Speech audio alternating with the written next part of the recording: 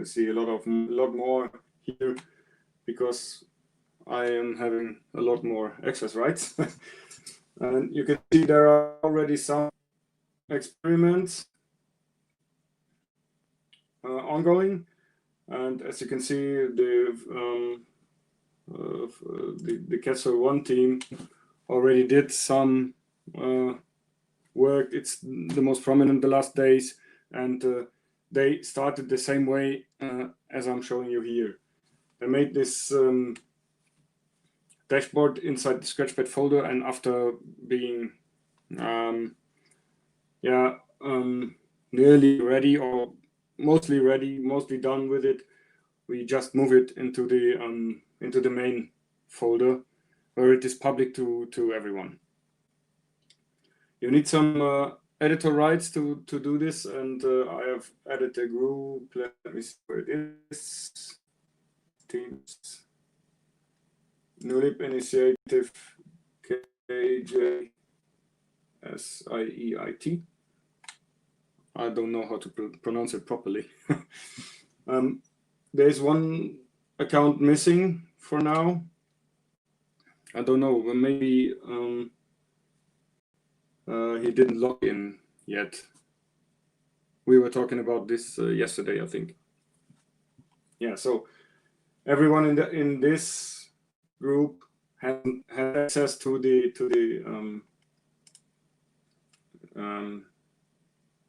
Scratchpad folder. And where is it?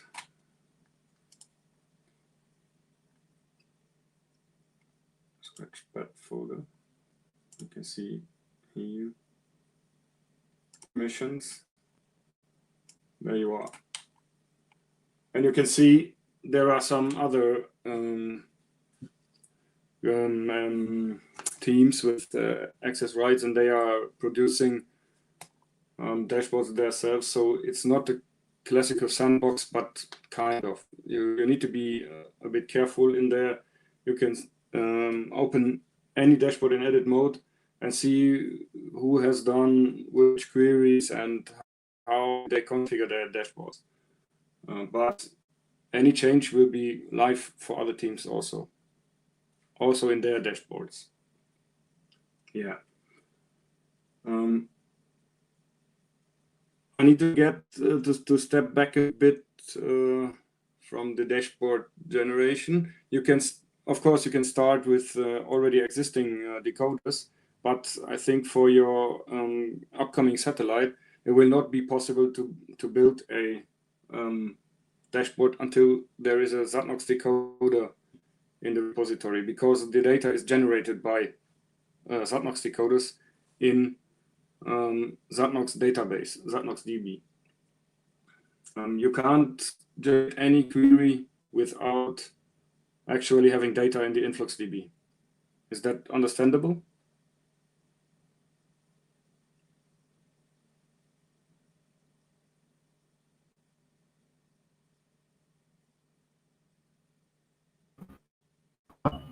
Yes, it is understandable.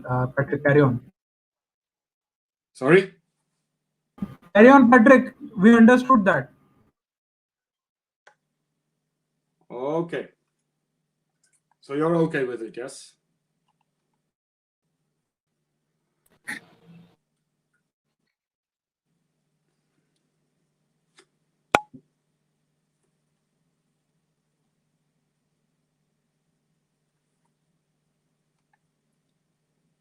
All right. Okay, I can see the chat now. Yeah, audio is really, really bad now. Maybe you can hear it in the recording. So generate a dashboard. I will pick a random satellite now to show you how you can start with currently working satellites that are feeding data into the database and also feed data into the InfoxDB, which is the background database for dashboards in Satnogs, in the Satnogs ecosystem. And yeah, we can now just I need to switch over here. Scratchpad. Okay, no, there. Create dashboard. And now, okay, you won't be able to generate a dashboard anywhere else than in the Scratchpad folder. But because I'm using my user now, it will be somewhere else. So I'm just saving dashboard as folder Scratchpad. And let's call it exercise 1. Save. Now you can see on the upper left, it's on Scratchpad exercise 1. It's an empty dashboard. First of all, what I would like to suggest is to add some variables. That's done here, add variable, to select a satellite. Otherwise, you will always need to add the satellite ID. It's currently the NORAD ID, but this will change, I don't know when, but in a short time, to a unique identifier for the whole Satnog system. Currently, it's the NORAD ID that we're filtering on, and place it inside a variable is a good idea, because if your NORAD ID is changing in LEOP phase, you only have to change it at one single point and not in each query. So let's just call it SUID for satellite unique ID. Constant, or you can also add a text enter box, text box there, where you could edit it in the dashboard itself. We don't need the label. It's we can show it. We do not need to hide something. And I don't know what. Let's see. Which one is this? Dashboard 3 does not have a decoder. It has a decoder. Oh, you can see it has a decoder currently. Dashboard 3 decoder. So we could use just Dashboard 3 for our experiments. The NORAD ID is 44854.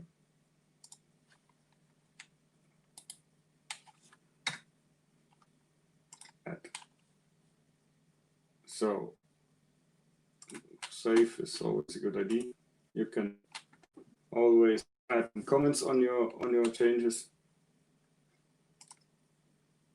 Oh, sorry.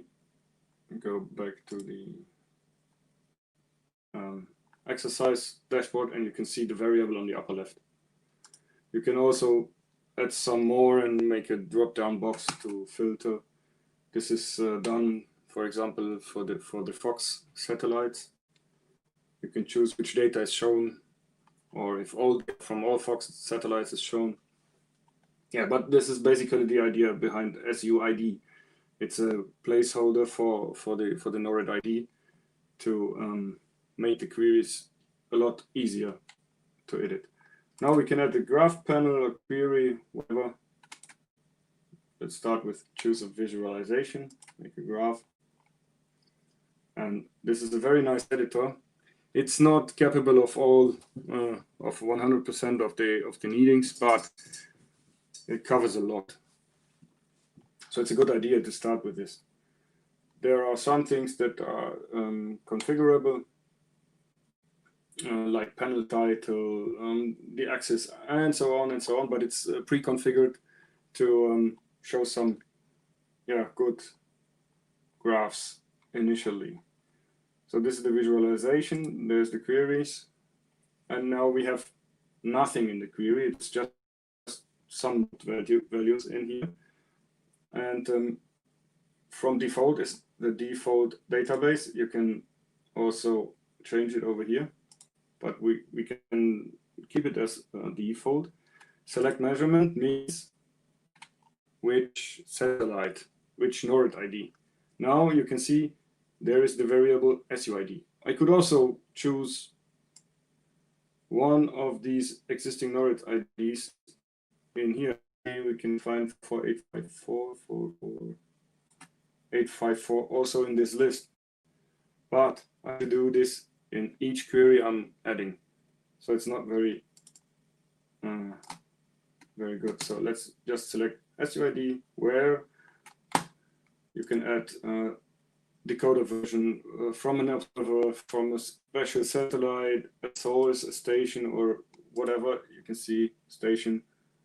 Let me see. You will know Mike Ruprecht Delta Kilo 3 Whiskey November. But this is just a filter for this query. Now we can see select field, which field? Well, what is field? Which variable or which measurement on the satellite should be shown? You can see battery temperature 1, for example. Yeah. Okay. Battery temp 1 mean means the mean of the data set. Now we cannot see any data. This is because we have chosen last 6 hours on the time picker. Let's see, for example, last 1 year. Right. You can see the raw values, the raw data of battery temp 1. Mean. Yeah. So let's just pick this a bit different. Mode. If you're picking mode, we have a lot of data of a lot of stations at the same time. So there might be faulty frames with illegal data. And from all those different frames, from all those different stations, the InfluxDB is possible to select the most occurrence of a value. So it's kind of a filtering, statistics filtering on the values. You could also just remove the grouping. Let me see, remove. I see each point, but this single point here, if I'm selecting one, let me see. Something like this one, or these 2-3 points, they might be 300 points because 300 stations have submitted this single measurement point.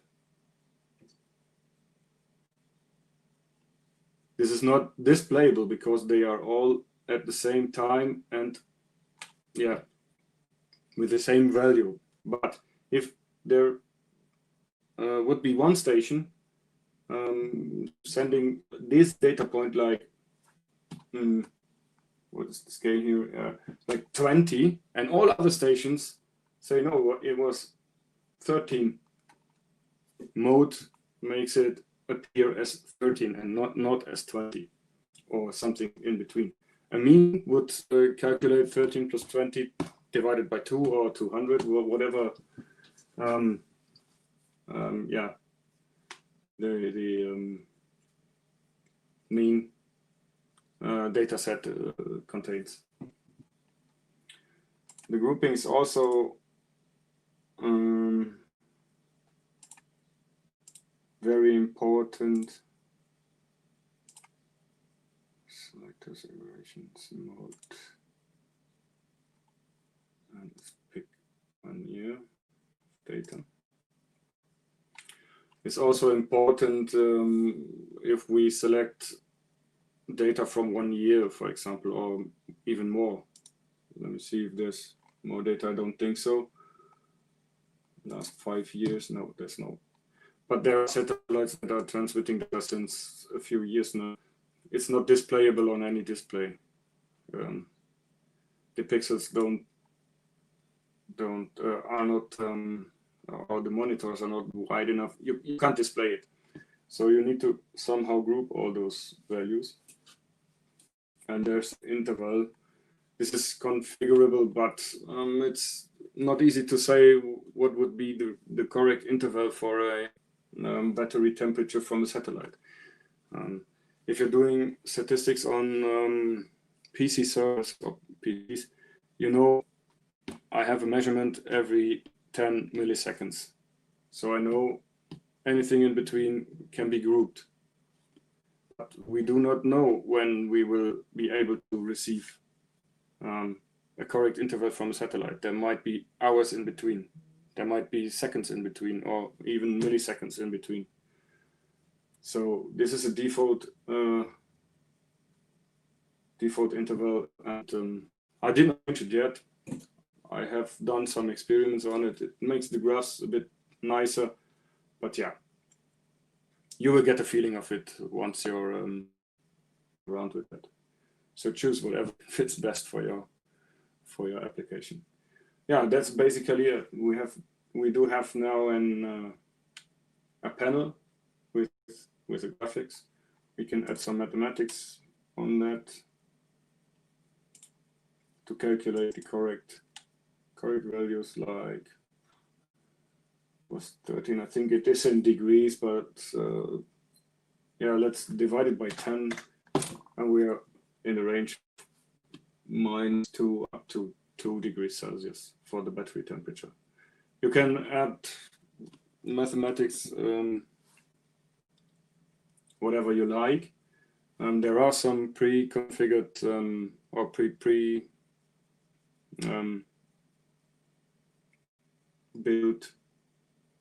built-in functions like square root, whatever. You can find that on the InfluxDB documentation. It's pretty easy. It's good. It's a good description of all those functions. Yeah. So we have a query. We have a graph. You can add more queries by copying them, add new ones from scratch. Yeah. And you can give it a naming pattern. But one.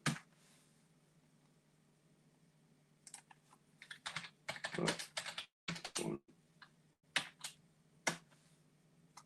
And let's delete this one. Let's remove this one. And you can see two different lines. One divided by 10, one as raw values. Now let me see. Fill.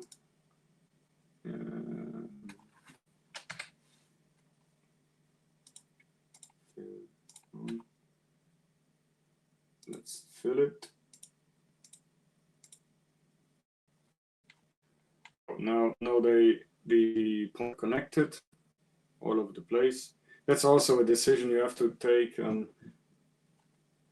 Some engineers are saying it's not very useful to connect all those dots, all those data points, because it makes the impression that there's data where no data is. So drawing a dot for a data point would be the best scientific approach, but it looks nicer if you're connecting them. That's the reason why we're doing this a lot in the dashboards. Yeah. I don't know if it's understandable what I'm talking about. If you, let me explain it. It's like the temperature is increasing over this time, but in fact we did not have a single data point in between. From here up to here, that's 1, 2, 3, 4, 5, 6. Yeah. Let's get back to 1 year.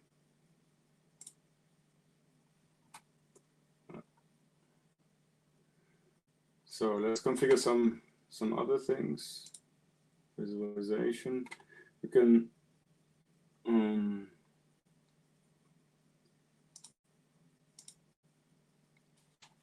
make it look like that, and you have just some points, some data points in there. This might be the most scientific approach to display satellite data, but this looks very much nicer. And you can also just draw bars. I don't know, I think your professor has to tell you what to do with this. Yeah. Okay. Yeah, that's basically the look and feel of your graph. You can also select a unit for, where is it? For those axes, temperature. Let's call it like Celsius. And you can see on the left side, it's displaying degrees of Celsius. Scale linear, logarithmic, base 2, 10, 32, 24. You can add another axis on the right side. Yeah. Yeah. You can make it a histogram, time series. Yeah. This is something you have to play around with, yeah? You can add, which is also very nice, you can add an automatic legend. So that's what's been shown here. As table, minimum, average, total. Total is not very useful. Max and current. And you can see it was a very nice legend below the graph. Yeah, you can hide series with only nose. That does make it different on that graph because the data is very, very accurate and not just nose. Yeah. So this is visualization, the look and feel of the graph. Now you can do some configuration of the panel, like panel title, call it battery temperature. And you can see it changes the description, the headline. You can add some description for mouse overs, battery temperature of version 5.3, for example. Oh, yeah. Temperature. And you can make them repeat automatically for a set of sensor data. Yeah, it's too complicated to make it inside the initial start for you. So we might have some more conferences when you're getting at that points. There are some complicated features hidden. Okay, now on the alert button, you can create an alert if, for example, temperature drops below 0. But this is also pretty much difficult to configure option. I'm sure you will make it once you're looking into that. So let's see. This is the editor of the battery temperature. Let's get back to the dashboard, and that's how it's looking now. Yeah. It's just the single panel. You can move it around. Up, down, down is not possible. No, down is not possible. But on the horizontal axis, you can make it bigger or even smaller.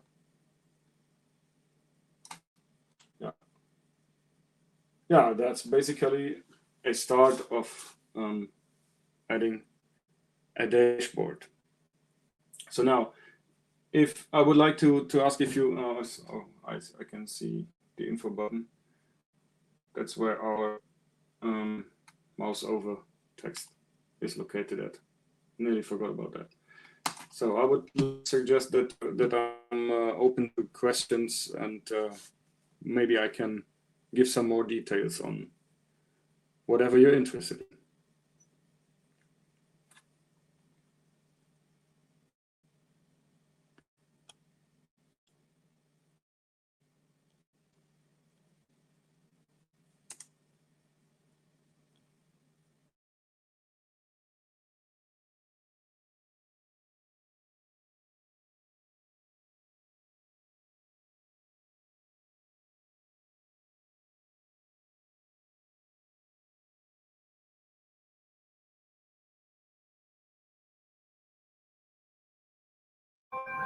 Patrick, check the chats, please. I have put on uh, that question in chats.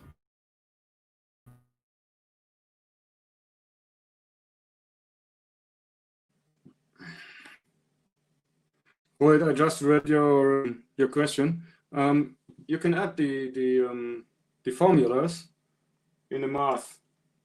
Let me show in the math part. If this is too unflexible, you can just let me see that. You can just edit the query itself. You build your basic query based on the error, and then just add some formulas in here. You see, math divided by 10 is just this. You can also add times 10, hit the update, and you can see we have 200 degrees. You can also add, I don't know, square 2. Yeah. See what I'm talking about? Those functions like your square root is are explained on the Yeah, influx I got that, DB. but are the bitwise operators available? Oh, I cannot understand. Please go on text.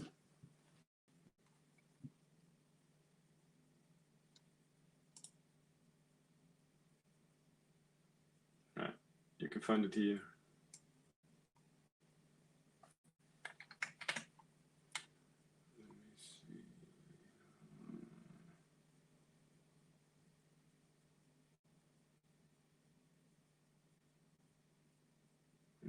I don't know how to paste it now in the text view, but I think you will find it. And yes, bitwise operators are also available. You just need the I need to recall how it is done. I think 2. Yes. It needs to be decimal integers. You can't do something like a bit shift, but if you're talking about 1 left shift 2, it's divided by 2 divided by 8. I don't know. I don't recall.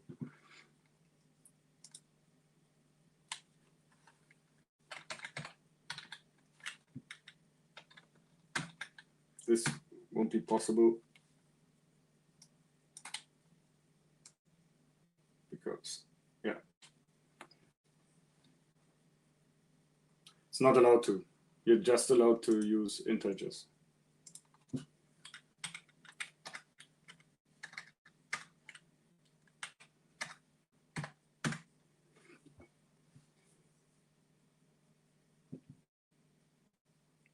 Yeah, very cool. Some more questions?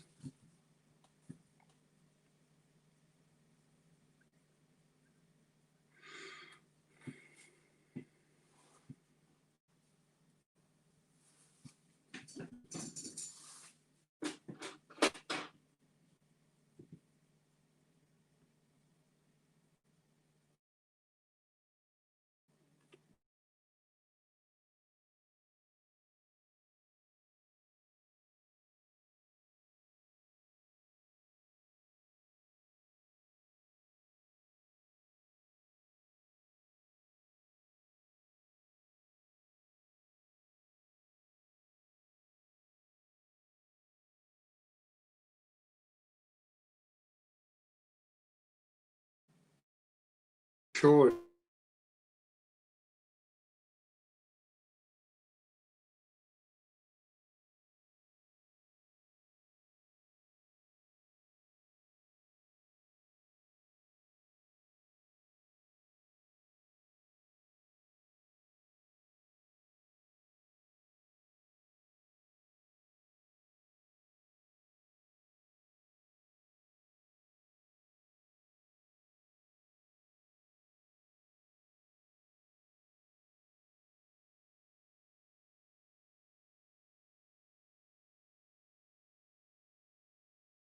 Patrick, unmute yourself. You have been muted, so unmute yourself.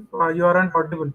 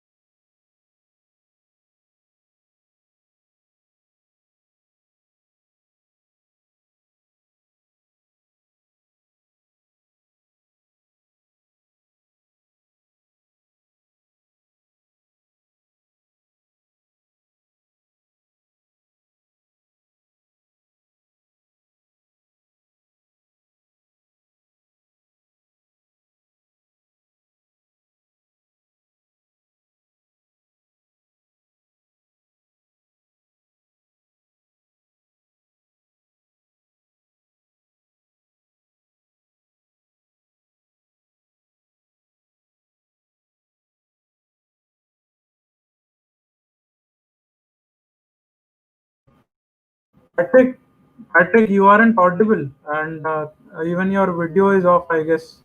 Is there some problem, some network issue or something?